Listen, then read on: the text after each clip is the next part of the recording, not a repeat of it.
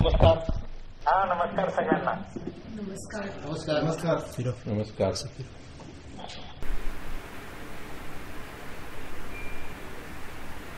आज आपण हा अभ्यास करतोय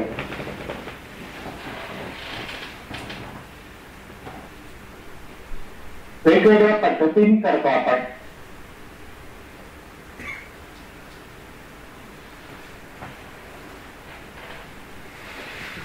कधी एखादी क्रिया करतो,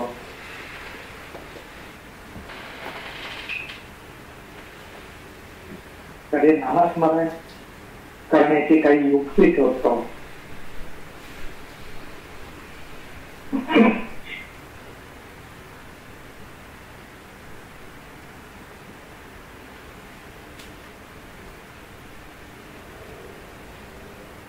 तर हळूहळू हे नामस्मरण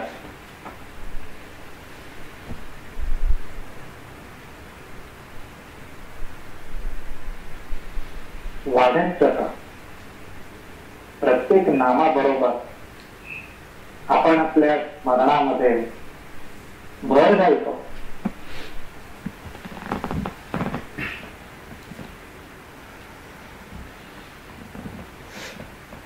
परंतु या सगळ्याचा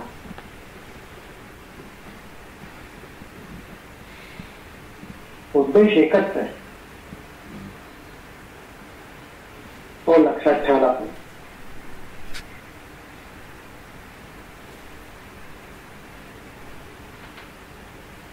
आज सतत अखंड नामस्मरण केल्यामुळे काय घडतं? आता सतत आणि अखंड म्हणण्याचा उद्देश एवढाच आहे की नियमितपणे जेव्हा स्मरण होईल, आठवण होईल,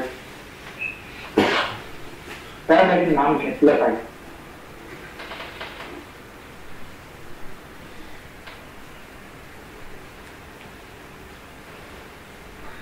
अशा रीतीने नाम घेतल्यामुळे,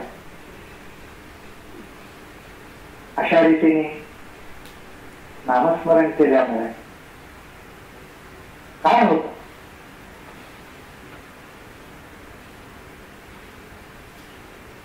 तर लवकर मरण येतं.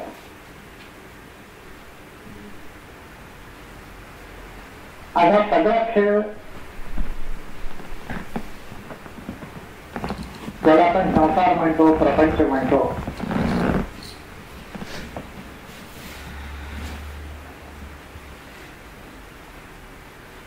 त्याला दोन गोष्टी माहिती आहेत,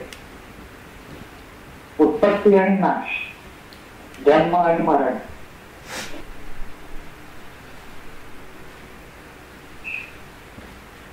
नाम न घेणारा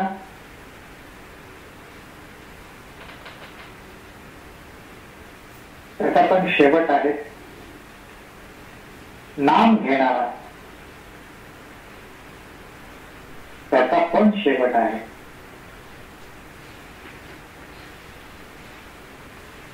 पण त्याच्यात जमीन आसमानाचा फरक आहे. नाम घेणाऱ्याचा शेवट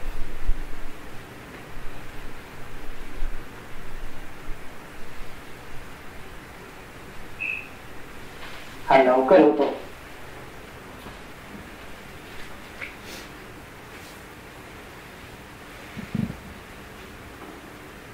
नामस्मरणाने जगणं वाढत नाही,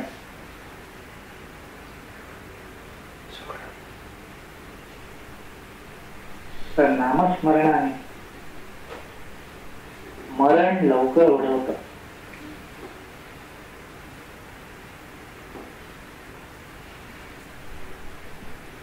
म्हणजे त्याचा अर्थ असा की नामस्मरणातून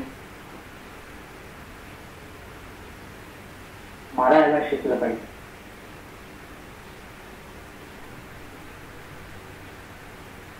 वाल्मिकीचा सुद्धा मरा मरा मरा मरा म्हणता म्हणता राम राम राम राम म्हणायला.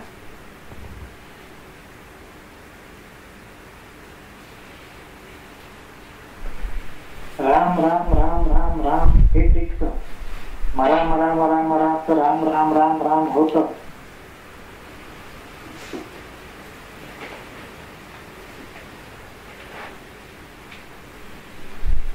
पण देवाचं नाव घेतल्यामुळे अहंकाराचं मरण लवकर ओढवतं.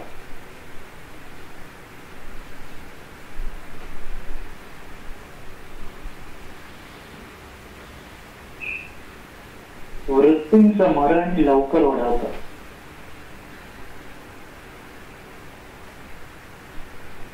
इच्छा वासनांचं मरण लवकर ओढवतं. जेवढं नाम आपण घेऊ, जेवढ्या तीव्रतेने आपण घेऊ,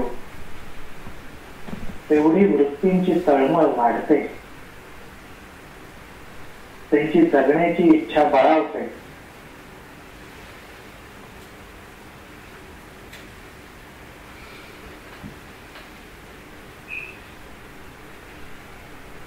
नाम, वृत्ती, इच्छा, अहंकार या सर्वांसाठी विषासारखं काम करते. त्याचा नाश करतात.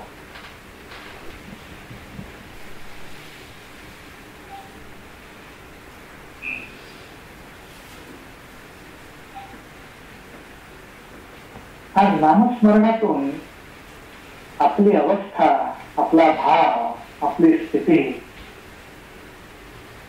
मेलेल्या व्यक्तीसारखी व्हायला पाहिजे.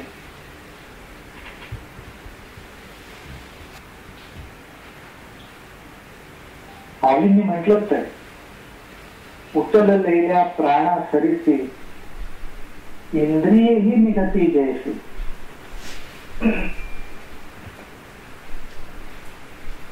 शरीरातनं एकदा प्राण उचलला गेला की त्या प्राणाबरोबर इंद्रियांची सुद्धा कसमस, चलन वलन सगळं थांबून जात.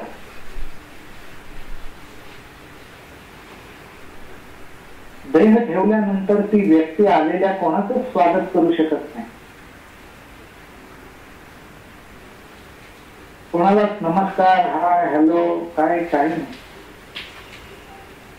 चललेया प्राणा करीसी इंद्रियेही निगती जैसी तैसा मनो बुद्धी पाशी अहंकार.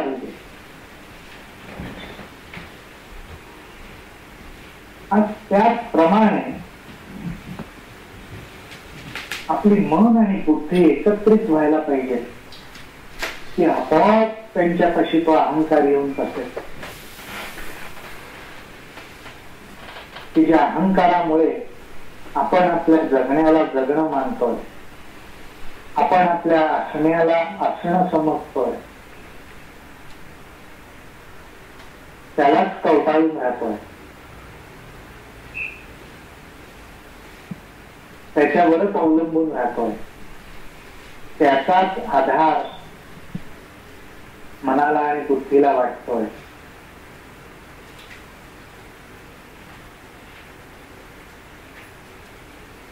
आणि त्यामुळे परमेश्वराचा आधार आपल्याला आहे. परमेश्वराचा आधार हा मिळू शकतो. परमेश्वरच सगळ्याला आधारभूत आहे हे त्यातून समजतं. ती मनोबुद्धी एकत्र येण्यासाठी धरोनी श्रीहरी जपे सदा हा अभ्यासच व्हायला पाहिजे. त्याशिवाय आपलं मरण ओढावणार नाही.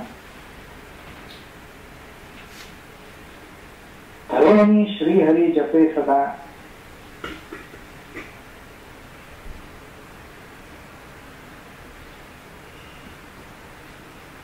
या पद्धतीने नामाचं स्मरण करणं, श्रीहरीला धरून ठेवणं म्हणजेच आपल्या अहंकाराला तिलांजली देणं. त्याची तयारी ठेवायची.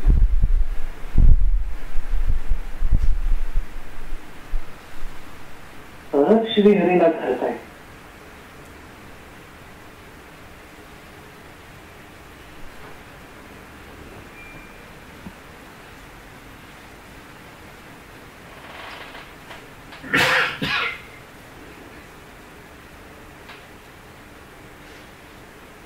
आपल्या अहंकाराचं मरण बघण्याची तयारी ठेवायची.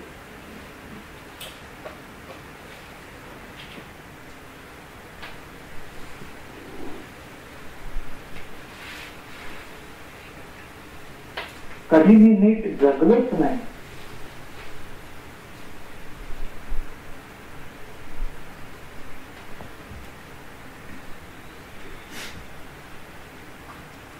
आणि जे जगलो त्याच्यामध्ये चिंता,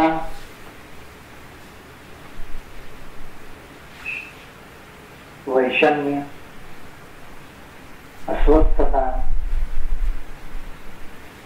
शोक, दुःख, यातना, सुख, मान, अपमान याशिवाय काहीच नव्हतं.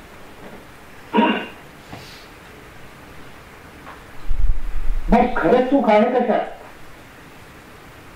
जगण्यात जर खरं सुख नाही,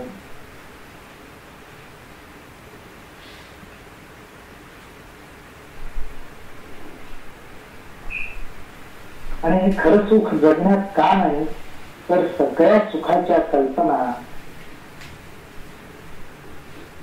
या अहंकार प्रेरित आहेत.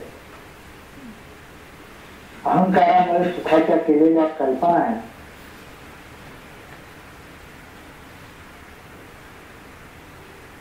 विचार सुखाचा आहे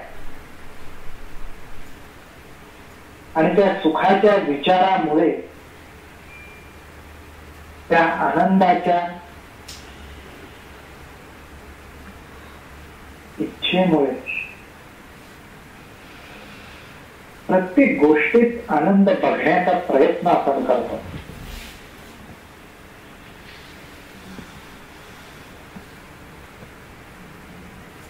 एखादी गोष्ट, एखादा अनुभव त्या आनंदाला, त्या सुखाच्या कल्पनेला स्पर्श करतो आणि त्यावेळी तो क्षण खऱ्या अर्थाने सुखाचा असं वाटून आपण त्याच्यात रमतो.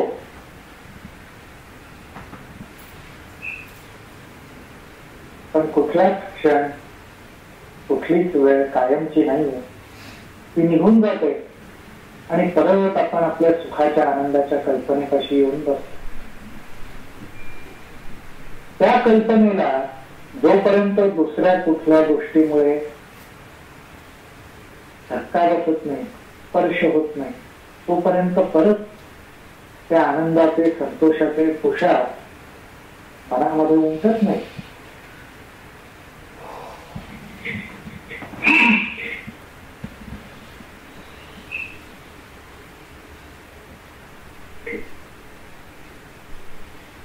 म्हणजे याचा अर्थ असा, आपल्या वृत्तींवरती आणि आपल्या इच्छांवरती किती आपलं सुख आणि आनंद अवलंबून आहे. त्या इच्छांना, त्या विचारांना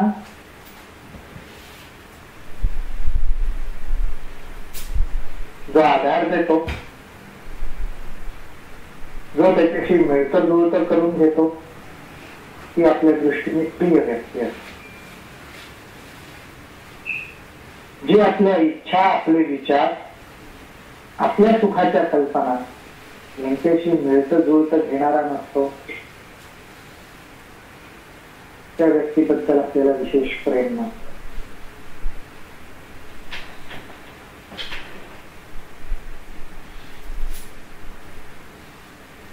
असा हा अहंकाराने प्रेरित जो सुखाचा, आनंदाचा कल्पना करण्याचा भाग आहे,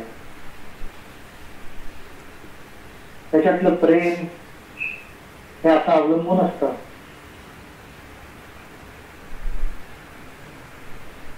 पण ह्याच्या पलीकडे जाऊन जो खरा आनंद आहे, खरं शाश्वत सुख आहे, ते जर आपल्याला चाखायचं असेल, त्याचा जर अनुभव आपल्याला घ्यायचा असेल,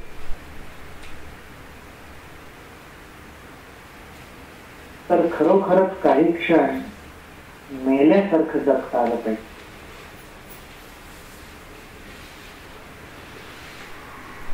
मी नाही, नाही.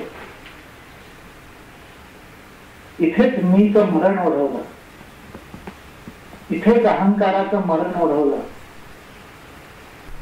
इथेच जन्माला आल्यावर जी आसक्ती, जो मोह, जी माया, त्याची बंधन शिथिल व्हायला लागली. मी नाहीच म्हटल्यावर मरणाचं भय सुद्धा कमी व्हायला लागलं. मी नाही, जो नाही त्याच्या असण्याला अर्थच राहत नाही.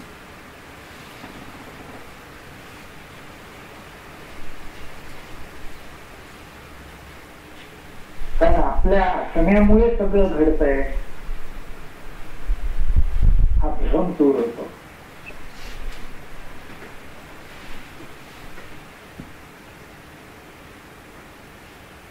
आपल्या असण्यामुळे सगळं घडवलं जात. पण मग मी नाही, मग ते घडतंय त्याच्यात राहून सुद्धा सुखदुःखाच्या पलीकडे जात आहे. काही क्षण हा अभ्यासच केला पाहिजे. नामस्मरण करताना हा भाव, हा विचार, हा संकल्प मनात ठेवला पाहिजे की मी नाही.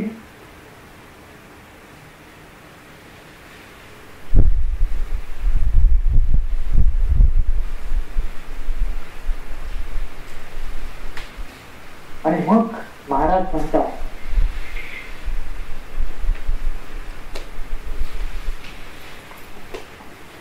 आपुले मरण पाहिले मी आठवण.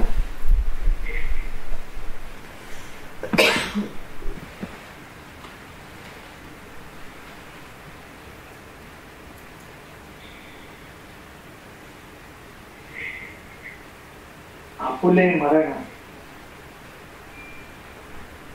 पाहिले नाही डोळ्या.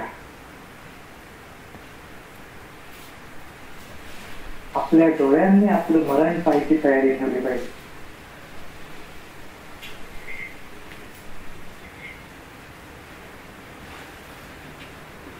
मरणाचा प्रसंग, मृत्यूचा प्रसंग दुःखदायक असतो. कोणालाही त्या प्रसंगाबद्दल कधी प्रेम वाटत नाही, आनंद होत नाही.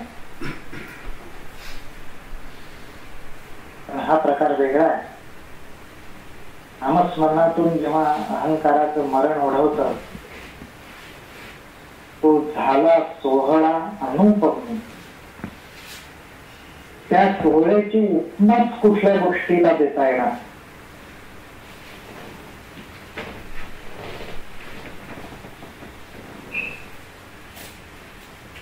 आज अनेक सोहळे होते.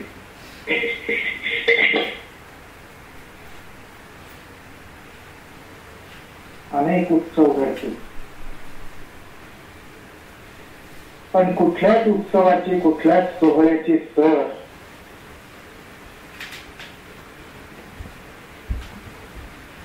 या सोहळ्याला येणार नाही.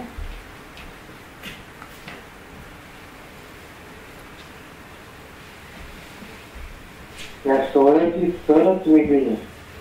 ती कुठल्या इतर उत्सवाला, सोहळ्याला येऊच शकणार नाही. हा असा अनुपम्य आहे. याच्यात आपल्या अहंकाराचं मरण आपल्या डोळ्यांनी बघता येतं. किती आनंद होतो, किती समाधान मिळतं, परम विश्रांती मिळते.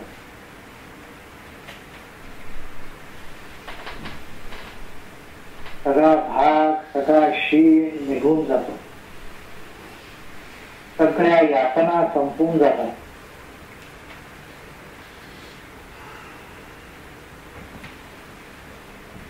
चित्तामध्ये, हृदयामध्ये बंद सामावून ठेवता येत नाही. इतका तो भरून ओसंडून व्हायला लागतो.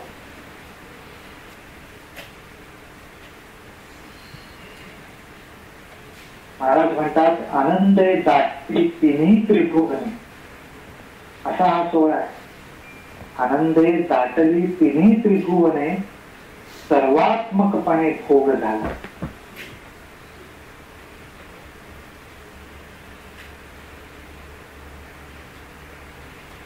मरण तोडवलंय, जेवण सुद्धा घातलं जातं, भोग सुद्धा चढवला जातो,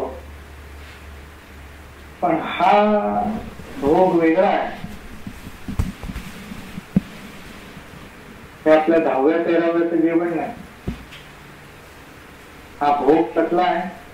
सर्वात्मकपणा, जो मी एकटाच खितपत पडलो होतो. कशामुळे? माझ्या अहंकाराने. एकदेशी होतो अहंकार आखिला.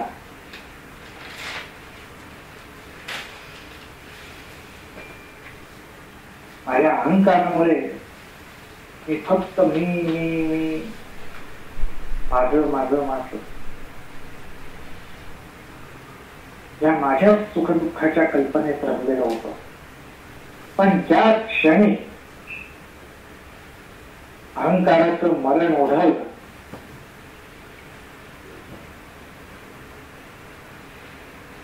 त्या क्षणी अंतःकरण आनंदाने भरून गेलं. कारण कुठल्याही गोष्टीबद्दलची चिंता, खेद, यातना राहिलच नाही ना. या सगळ्या गोष्टी अहंकाराला धरून राहणार आहेत.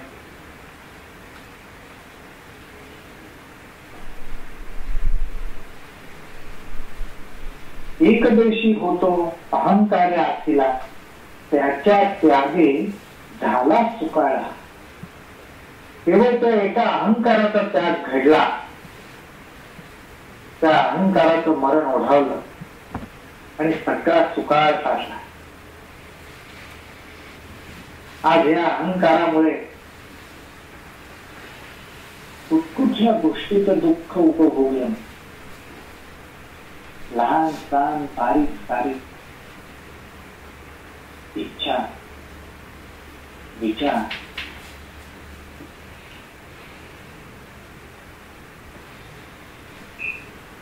मान, अपमान, दुसऱ्यांनी दुखावलेला अहंकार, दुसऱ्यामुळे दुखावला गेलेला अहंकार, स्वतःच्या चुकांमुळे दुखावला गेलेला अहंकार, किती किती सतावलं होतं या अहंकार. तोच संपला म्हटल्यावर काय आहे? आनंद घ्या. दुःखाचं जे मूळ आहे, यातनांचं जे मूळ आहे, त्या मुळावरच घाव घालता आहे.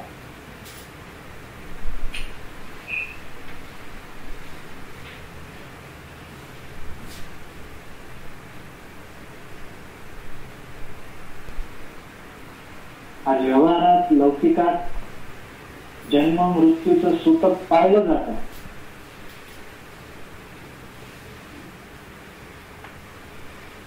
आज काय कोणाकडे बाळ जन्माला आलं, सूतक असतं. आज कोणाच्या घरातली व्यक्ती गेली, सूतक असतं. पण या अहंकाराच्या मृत्यूमुळे सूतकाच्याच बंधनातनं मुक्तता होते. इटले सूतक जन्म मरण. आणि जीवाला जे सूतक लागलंय त्याच्यातून कशी सुटका? कुठल्या गोष्टीचं सूतक लागलं? जन्म मरणाचं सूतक लागलं. या सूतकात मान काढून देता आली पाहिजे. हे सूतकच फिटलं पाहिजे, नाहीच झालं पाहिजे. कशामुळे हे सूतक? मी आणि माझं.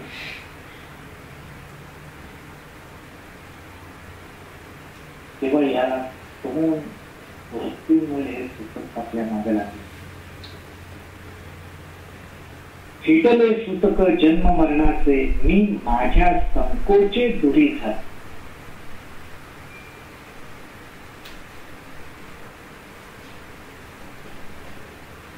कुठल्या गोष्टीविषयी मी संकोच धरायला लागलो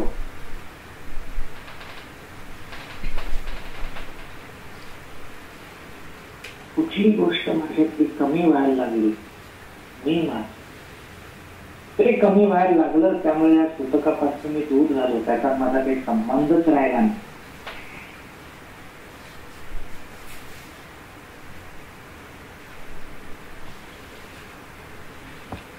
आज आपण अभ्यास करतोय, आपण प्रयत्न करतोय, आज आपण नामस्मरण करतो.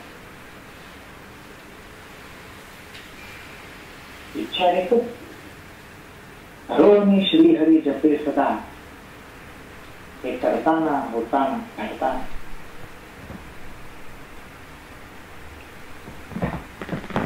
हरोनी श्रीहरी जपे सदा, हरोनी श्रीहरी जपे सदा. पुढे पुढे श्रीहरीनेच आपल्याला धरून ठेवलं पाहिजे.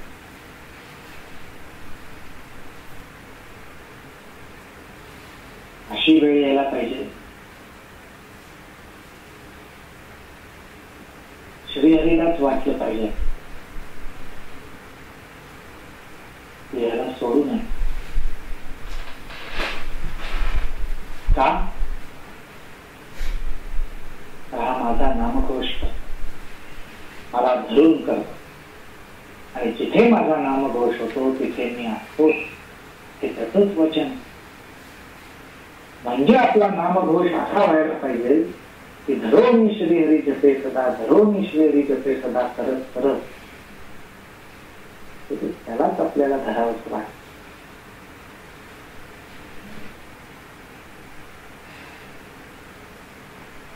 हे आपल्यामध्ये आणि परमेश्वरामध्ये अंतर कशामुळे पडतं, ही दुरी कशामुळे असते, तर ह्या मी माझेपणामुळे. महाराज म्हणतात, नारायणी दिला वसतीस ठाव.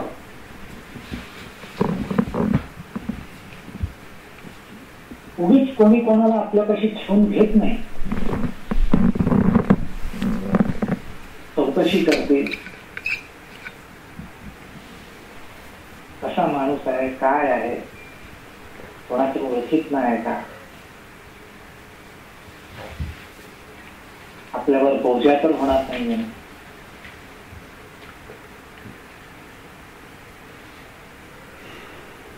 सगळं पाहून तपासून आपण स्वतः सुरक्षित आहोत ना, आपल्या कुठल्या गोष्टींमध्ये कमतरता येणार नाहीये ना, हे पाहून एखाद्याला आपण वस्तीला ठेवून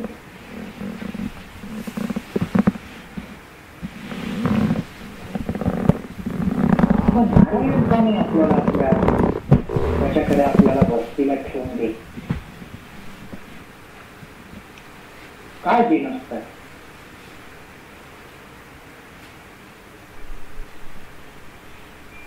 मी माझं बिनसत.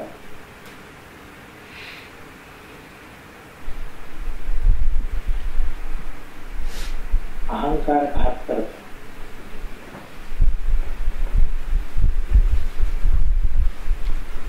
काम, क्रोध, लोभ, मोह, मद, मत्सर याच्यातून मी माझं याला धरून उमटणाऱ्या वृत्ती आहेत, त्या नातेसंबंधामध्ये दुरावा निर्माण करतात. आणि त्यामुळेच नारायणाला आपल्याला वस्तीला ठेवून घ्यावं असं वाटत नाही. झालं नामस्मरण, झाला अभ्यास, तर आता एवढाच संबंध राहतो, एवढाच संपर्क राहतो.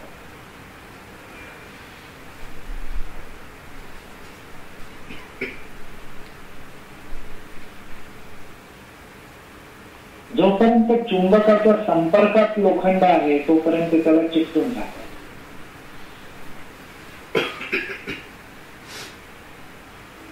चुंबकातलं चुंबकत्व गेलं सगळं लोखंड खायचं.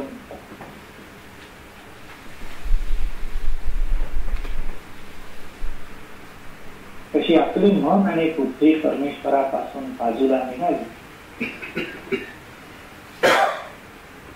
की आपण गळून नाही पडत, अहंकाराने ताठ मानून उभे राहतो. परत मी माझं सुरुवात.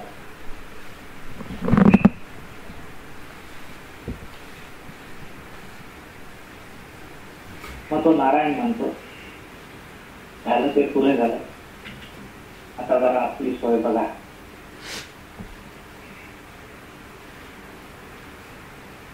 अहंकार, मी माझं,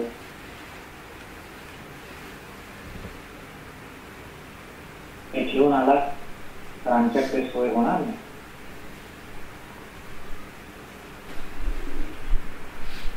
नारायणे दिला वसतीस ठाव, ठेवून या भाव हेलो पायी.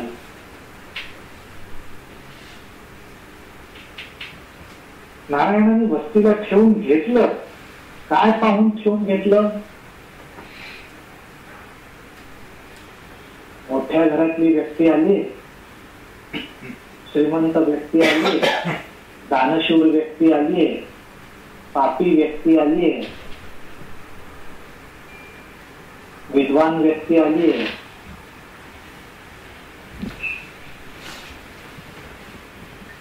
हे पाहून नाही समजत,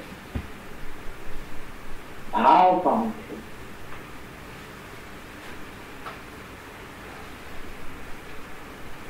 जो भाव अंतःकरणात आहे, कुठल्याही गोष्टीच्या मुळाशी असलेला जो भाव आहे, त्याच्यात मी माझपणाचा मागणूसही नाही.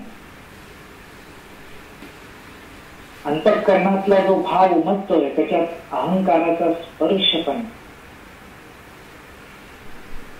असा जो कोमल, निर्मळ, स्वच्छ, सुंदर, सच्चित आनंद,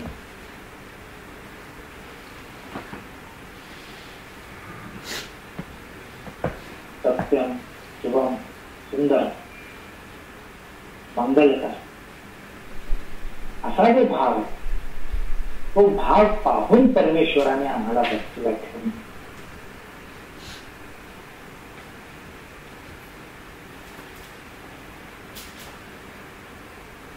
आणि अशा त्या परमेश्वराने आम्हाला आधार दिला, वस्तीला ठेवून घेतलं, म्हणून आता त्याच्याच चरणी भाव ठेवून आम्ही राहिलेलो.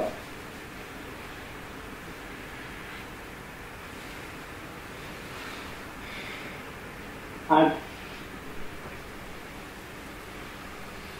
हा जो अभ्यास आहे, हे जे चिंतन आहे, ही जी नामस्मरणाची पद्धत आहे, त्याच्या मुळाशी भाव आणि हा विचार असणं महत्वाचं आहे.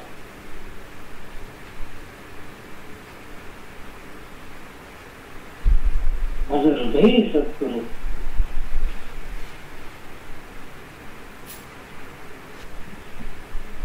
किंवा धरो मी श्रीहरीच्या पेटला.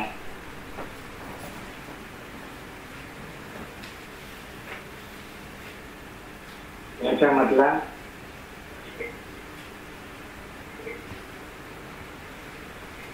जो भाव आहे, याच्यामधला जो उद्देश आहे,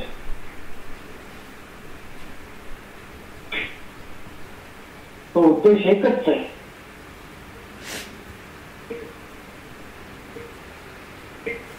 आपलं मी पण हळूहळू हळूहळू हळूहळू नाहीसं व्हायला पाहिजे, कमी व्हायला पाहिजे.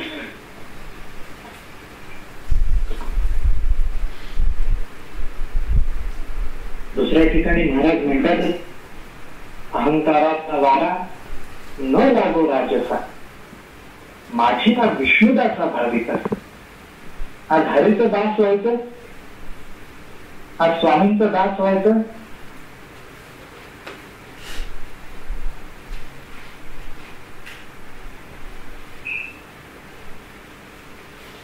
अहंकार वाऱ्याला सुद्धा उभा नको आपल्यापाशी.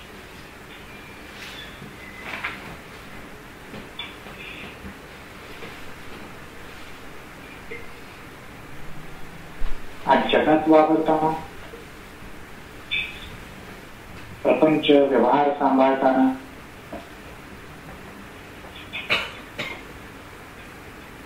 अहंकाराची आवश्यकता आहे.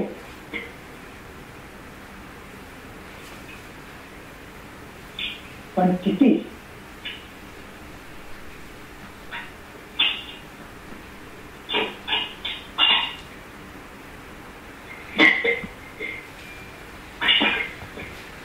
जेवताना चवीला जेवढं मीठ लागतं तेवढ्याच अहंकारात हा प्रपंच अख्खं जीवन चविष्ट होऊ शकतं.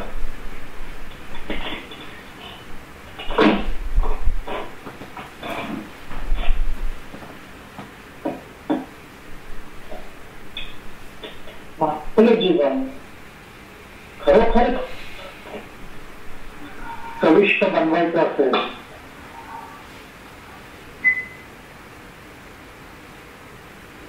तर तितकंच अहंकार पाहिजे, तेवढाच अहंकार पाहिजे.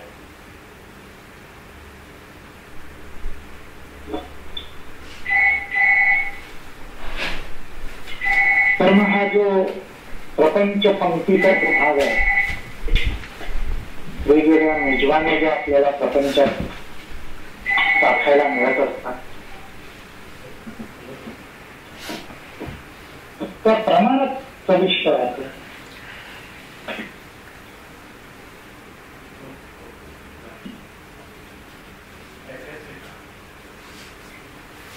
माऊलींनी म्हटलं जे भेटे भूत ते मानिते भगवंत, आणि त्यालाच मोठा भक्तियोग म्हटलेला. पण याचा अर्थ असा नाही आहे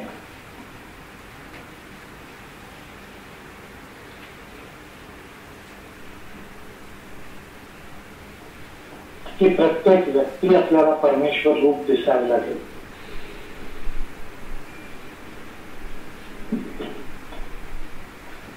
ते पण होईल,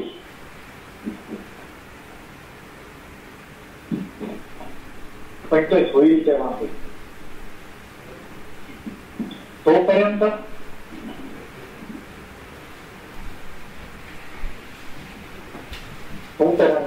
आपल्या पुरता त्याचा अर्थ एवढा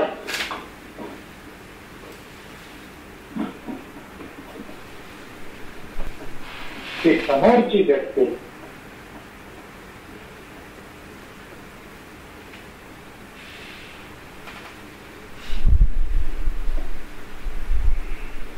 समोरचं दृश्य जगाचा आपल्याला येत असलेला अनुभव हे आपल्याला परमेश्वराचा आप, परमेश्वराचं स्मरण, आपल्यातल्या कमतरता, आपल्यातल्या उणीवा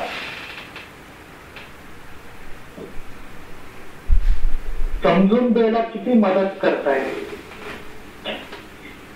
जो सर्वव्यापी परमेश्वराचा भाव आहे त्या भावनेपर्यंत पोहोचण्यासाठी किती मदत करताय,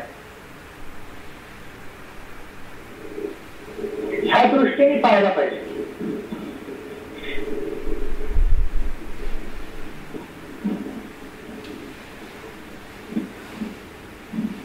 आता परवा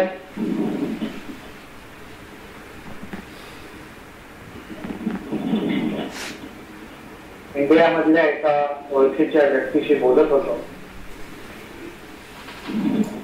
त्या व्यक्तीने एक चांगला प्रश्न विचारला.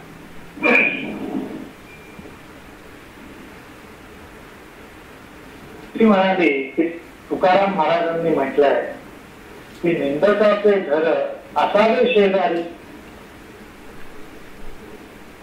तो म्हणला हे महाराजांचं वचन एक वेळ मी समजू शकतो, पण निंदक घरीच असला तर काय करायचं.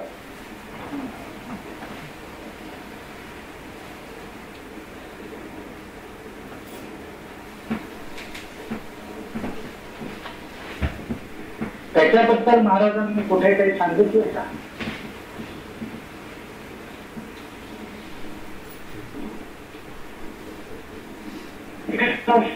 महाराजांनी थेटपणे कुठेही सांगितलेलं नसेल, पण जे महाराजांनी सांगितलंय त्याच्यातच मर्म आणि सार सगळं आहे. महाराज काय म्हणतात, निंदकाचे घर असावे शेजारी. म्हणजे याचा अर्थ असा, निंदकाला आपल्या घरामध्ये घर करू द्यायचं नाही कधी. जसा शेजाऱ्याला आपण लांब ठेवतो म्हणण्यापेक्षा शेजारी आणि आपलं घर अंतर हे असतच. तसा घरात जरी निंदक असला तरी त्याला आपलं म्हणून कधीही हृदयात जागा देऊ नये.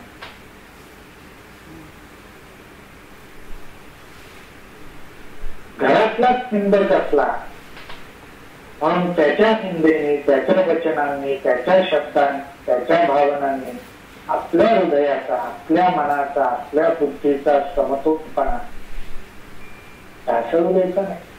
त्याला आपल्या हृदयाच्या घरात स्थान द्यायचं नाही. मग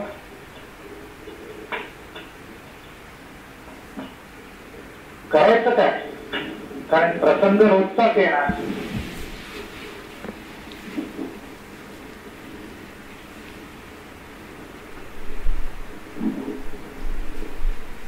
एक गोष्ट करता येईल, जमेल तेवढं दुर्लक्षच करायचं. मनातून परमेश्वर त्याला सद्बुद्धी देव असंच म्हणायचं आणि नावाच्या स्मरणात राहून आपला शांतपणा जेवढा टिकवता येईल तेवढा टिकवायचा. कारण आपण अस्थिर होणं, आपल्याला त्रास होणं, याच्यातून निंदकाला खूप प्रोत्साहन मिळेल, खूप आनंद मिळेल. अंतःकरणात त्याचा आनंद मावला जात नाही. पण आपला शांतपणा ढळत नाही, आपला तोल बिघडत नाही, हे पाहिल्यावर त्याच्याच आनंदाला मरण ओढवतं, त्याचा आनंद तळमळतो. जसा साधवा चमकावा त्याप्रमाणे थोडा काळ वेळ तो फोफावतो. पण आपल्या शांतपणा पुढे फार काळ धरता येत नाही. कारण त्याच्या अहंकारालाच मरण ओढतं. तिथे आपल्या अहंकाराच्या साह्याने अंतर ठेवता आलं पाहिजे, दुर्लक्ष करता आलं पाहिजे. दया आणि क्षमा याचा वापर करता आला. अशा वेळी अहंकार उपयोगी पडतो. त्यामुळे अहंकाराचा कसा वापर करायचा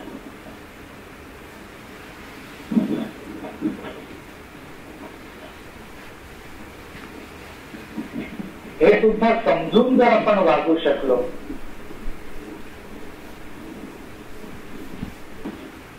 तर आपली साधना स्थिर राहते. कुठल्या गोष्टीबाबत मी माझेपणाने ढवळाढवळ करायची, कुठल्या गोष्टींबाबत मी माझेपणा धरून ठेवायचा, ही विवेक बुद्धी परमेश्वराने आपल्याला दिली पाहिजे. मी स्वामींचा आहे, स्वामी माझे, मी सद्गुरूंचा आहे, सद्गुरू माझे. या ठिकाणी मी माझेपणा हवा, कुठे नको हे पण ओळखतात.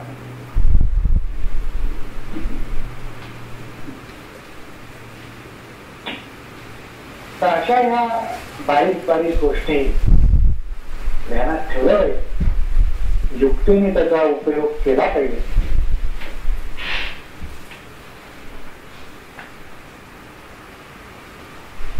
थोडा विचार करा, जे बरोबर वाटतंय, जे पटतंय त्याचा अभ्यास करून बघा, प्रयोग करून बघा, तपासून बघा. जे पटलं नाहीये त्याचा त्याग करा.